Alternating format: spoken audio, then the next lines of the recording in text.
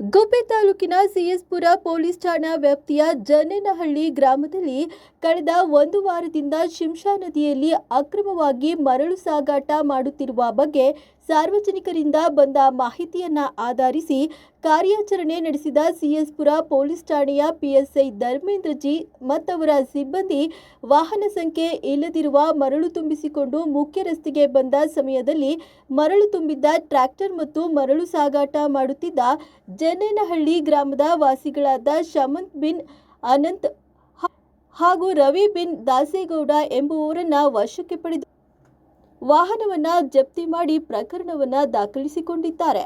ಇನ್ನು ಈ ಕಾರ್ಯಾಚರಣೆಯಲ್ಲಿ ಸಿಬ್ಬಂದಿಗಳಾದ ರಾಜು, ಸಿದ್ದರಾಜು, ವೀರಣ್ಣಗೌಡ ಭಾಗಿಯಾಗಿ ಪ್ರಕರಣವನ್ನ ಭೇದಿಸಿದ್ದಾರೆ.